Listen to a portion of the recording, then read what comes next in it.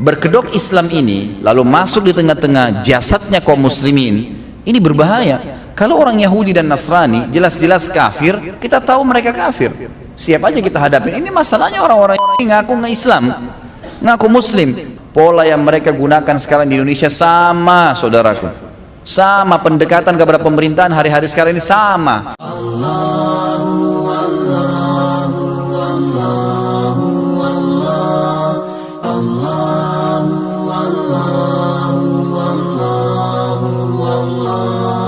Sekarang mengajak kaum muslimin melakukan beberapa hal yang harus memang mereka lakukan, sudah bukan hal pilihan lagi. Yang pertama, mereka harus menyisipkan di doa mereka agar mendoakan seluruh muslimin di seluruh pelosok muka bumi ini yang sedang terpuruk, tersiksa, terhina. Tiap hari minimal ada satu orang dari muslim Palestina terbunuh, hampir tiap hari. Itu minimal, bisa lebih daripada itu. Tapi karena sudah bertahun-tahun berjalan, akhirnya hati kita sudah tidak memperdulikan lagi masalah itu. Padahal ini tidak boleh. Kata Nabi SAW, man lam yahtammu bi umuril muslimin falaysa minhum. Siapa yang tidak peduli dengan keadaan muslimin, saudaranya muslim, bukan dari golongan mereka. Kita lihat dan kita sudah dengar sekarang berjalan berapa tahun di Syria, saudara-saudara kita, sampai saya lihat cuplikannya itu luar biasa. Anak-anak kecil sampai pungutin sisa-sisa roti yang sudah tercampur dengan tanah dan menjadi serpian-serpian kecil, lalu disorting oleh seseorang yang sedang kebetulan lewat dan diangkat di YouTube. Ditanya mereka, apa yang sedang kalian lakukan? Mereka bilang, anak kecil ini kami sedang makan. Jadi sambil dia ngobrol, dia tidak melihat ke arah kamera. Mereka berdua, adik kakak perempuan dan laki-laki itu memilah-milah dari tanah serpian-serpian roti kecil. Ada yang mereka langsung masukkan ke dalam mulut mereka karena sudah berhari-hari nggak makan. Dan di sana ada Bashar, semoga Allah menyelesaikan urusan dia di muka bumi ini. Dia telah membunuh sampai hari ini 230.000 orang dari ahli sunnah. Siapa Bashar? Adalah orang Syiah, orang-orang yang menganut faham Syiah. Dan kita sudah tahu Syiah ini, kaum muslimin, Syiah ini adalah kelompok yang dibentuk oleh orang Yahudi. Buka mata kalian, mereka ini kelompok yang sesat dan salah. Mereka dibentuk oleh orang Yahudi yang bernama Abdullah bin Saba, mengatasnamakan Islam, tidak layak ada di tengah-tengah kaum muslimin. Di zaman Nabi SAW, pada saat orang-orang ada yang memfitnah Aisyah radhiyallahu anha dengan berzina, Abdullah bin Abi Salul, pimpinan orang munafikin, dan beberapa sahabat juga sempat kena fitnah waktu itu. Waktu terbukti beliau tidak berzina, maka dicambuk 80 jerah. Itu hanya menuduh berzina. Orang-orang Syiah sekarang mengkafirkan Aisyah radhiyallahu anha. Jadi mereka jauh lebih besar daripada itu.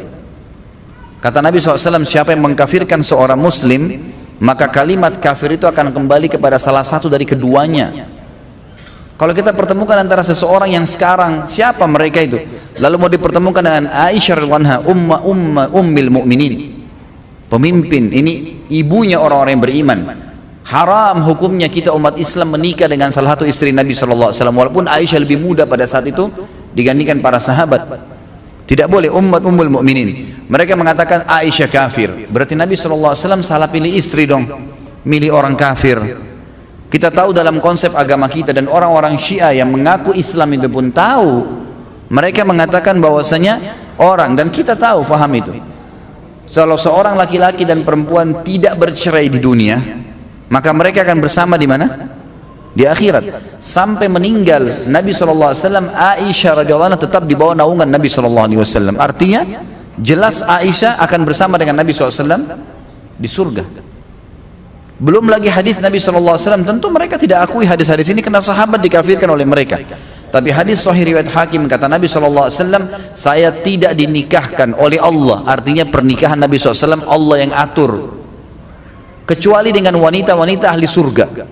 Artinya semua istri saya ini ahli surga. Dalam hadis yang lain, beliau dapat pujian dari Nabi SAW karena Nabi SAW berkata kepada para istri dalam hadis Bukhari, sungguh orang yang terbaik dari umat ini adalah orang-orang yang menaungi dan memperhatikan kalian, ditunjuk istri-istri beliau, setelah saya meninggal nanti. Artinya kita disuruh menghormati ya, menafkahi, dan Talha bin Ubaidillah orang yang paling gerilya dalam membiayai ummahatil mukminin setelah meninggalnya Nabi SAW. Kita disuruh biayain. Mereka mengkafilkan Abu Bakar dan Umar. Siapa Abu Bakar dan Umar? Orang yang pertama masuk Islam, muhajir, yang Allah puji mereka. Disebutkan dalam Al-Quran, Allah sudah ridha dengan mereka.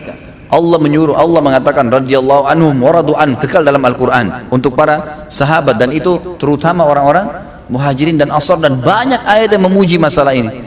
Pimpinan mereka, seluruh sahabat sepakat kalau ada Abu Bakar dan Umar bersama Nabi SAW, mereka tidak berani berbicara. Mereka menunggu kedua orang ini berbicara. Dan Anda kalau ikut tabligh akbar kita yang lalu tentang Abu Bakar, tentang Umar, bagaimana fadilahnya disebutkan dengan banyak, mungkin ratusan hadis Nabi SAW tentang fadilah mereka. Dan yang paling penting secara jenjang sosial, mereka adalah mertua Nabi SAW. Bagaimana bisa dikafirkan mertua Nabi sementara Nabi SAW sendiri memilih mereka sebagai mertua, dan mereka jelas meninggal dalam keadaan Islam. Subhanallah, berkedok Islam ini lalu masuk di tengah-tengah jasadnya kaum muslimin, ini berbahaya. Kalau orang Yahudi dan Nasrani jelas-jelas kafir, kita tahu mereka kafir, siap aja kita hadapi. Ini masalahnya orang-orang Syiah ngaku nggak Islam, ngaku Muslim, tapi ngatakan Quran kurang, harus direvisi, ada 49 juz, si fulan kafir, si fulan kafir, si fulan laknat. Apa ini? Sampai di Iran sekarang pembunuhnya Umar bin Khattab, Abu Lu'lu, dibuatkan kuburan, masjid dibuatkan kuburan, dan mereka hampir tiap hari ada cuplikannya dengan saya. Dalam bahasa Arab mereka mengucapkan di kuburan itu, ya Allah bangkitkan kami bersama Abu Lu'lu, karena dianggap Abu Lu'lu mujahid bagi mereka karena berhasil membunuh Umar bin Khattab. Pantas mereka dibangkitkan sama Abu Lu'lu nanti, yang jelas-jelas meninggal dalam keadaan kufur, membunuh Amir Mu'minin. Tidak ada satupun sahabat yang mendukung perbuatan Abu Lu'lu kecuali mereka. Siapa orang-orang ini? Subhanallah, masuk di tengah-tengah kubu umat, tapi umat kita ini masih tidur. 230.000 orang wahai kaum muslimin dibunuh di Syria tiap hari. Dan sejantan, kalau laki-laki itu jantan, dia akan membunuh menghadapi laki-laki. Ini enggak, perempuan, anak-anak, orang tua, semuanya dibunuh. Ini kejantanan dari mana ini? Gitu kan? Kalau jantan hadapin laki-laki, memang begitu. Dalam Islam kita tahu kalau jihad nggak boleh bunuh perempuan, nggak boleh bunuh anak-anak, nggak boleh bunuh orang tua, nggak boleh bunuh orang menyerah. Ini enggak. Diperkosa, disiksa. Antum kalau lihat cuplikannya bagaimana mereka menyiksa kaum muslimin ahli sunnah ya. Jadi mereka mengatakan ahli sunnah memang pengikut sunnah Nabi SAW, yang sekarang mereka sebarkan lagi momok baru bagi ahli sunnah, Wahabi, supaya orang ketakutan dengan Wahabi. Siapa Wahabi? Orang yang mengikuti sunnah Nabi. Cirinya apa? Yang berjenggot, yang tidak isbal, yang rajin sholat 5 waktu, yang dahinya hitam. Subhanallah, orang yang jelas-jelas ikuti sunnah Nabi SAW, mereka katakan Wahabi supaya orang takut. Banyak muslimin ikut-ikutan. Ini bagaimana ini? Gitu. Kenapa kita terus-menerus tidur nggak sadar? Di tengah-tengah kita hidup mereka bersama dengan cara-caranya, metode mereka hidup, dan dibiarkan. Subhanallah, kok ahli sunnah tidak pernah menyakiti orang Syiah, didakwai. Tapi kalau Syiah menyakiti, membunuh ahli sunnah, mereka anggap halal darahnya. Di Irak mereka membunuh 150.000 orang, menggulingkan Saddam kemudian menggantungnya. Terakhir mereka masuk di Yaman, mereka merusak lebih dari 100 atau 1000 masjid dan rumah tahfidz Quran. Lalu kemudian mereka mengatakan tahun ini kami akan menyerang Mekah. Bagaimana nggak diserang oleh Raja Salman? Itu kan wajar. Raja yang memegang haramain mengambil sebuah keputusan yang pantas untuk mereka. Ini berbahaya di tengah-tengah umat Islam mengaku muslimin tapi bisa membakar Al-Quran, bisa menginjak-injak kepalanya para ulama ahli sunnah dan dibunuh. Universitas-universitas sunnah semua di Yaman sekarang ditutup, di Sana'a. Ini perbuatan yang luar biasa.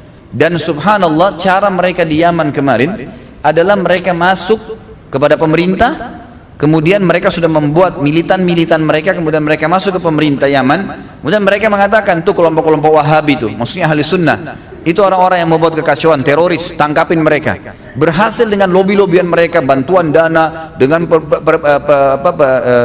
saling berbagi ya, budaya ya, dan seterusnya. Akhirnya pemerintah Yaman betul-betul menganggap begitu, ditangkapin semua ulama-ulama ahli sunnah, ditangkap-tangkapin. Setelah ditangkap-tangkapin, subhanallah, tidak ada lagi saingan mereka di lapangan. Dengan militansi yang mereka miliki, digulingkan presiden Yaman.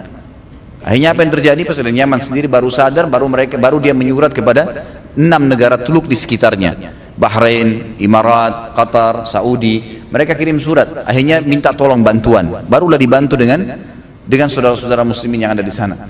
Tapi mereka melakukan itu.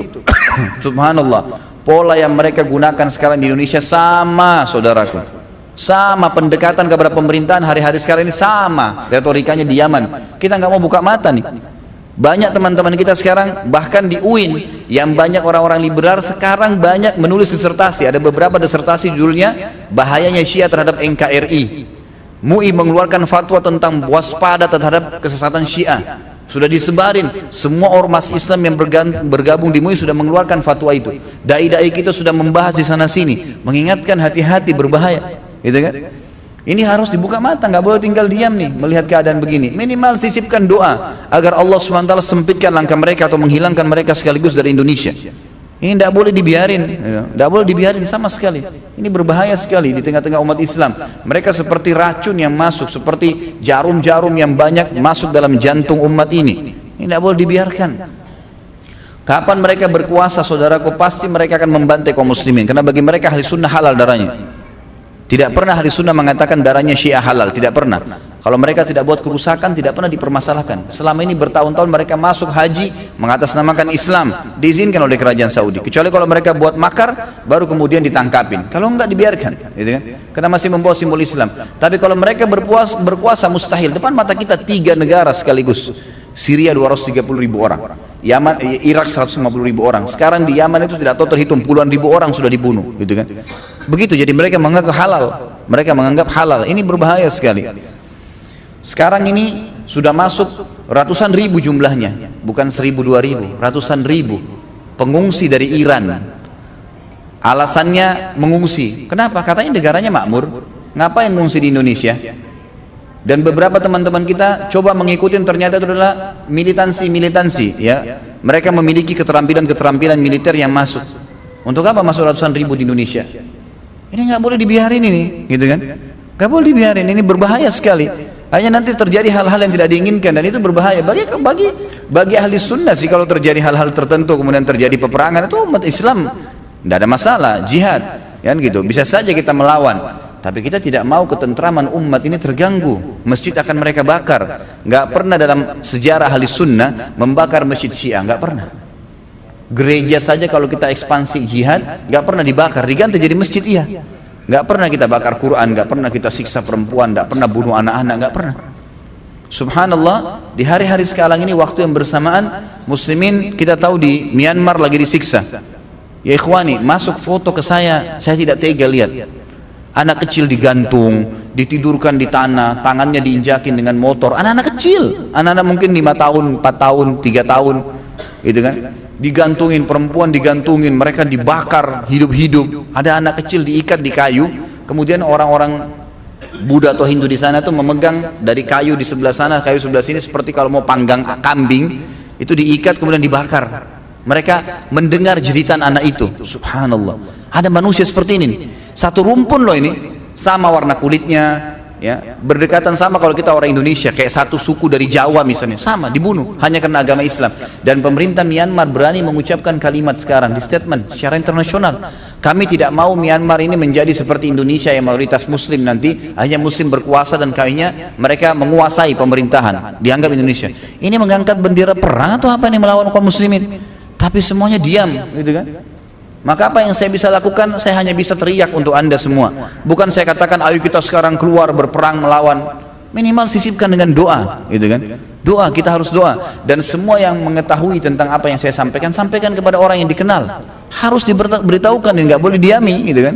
Nah kalau diami berbahaya sekali. Sementara orang-orang Myanmar ini coba naik kapal sampai ke Banda Aceh pun, TNI kita menahan, nggak boleh masuk.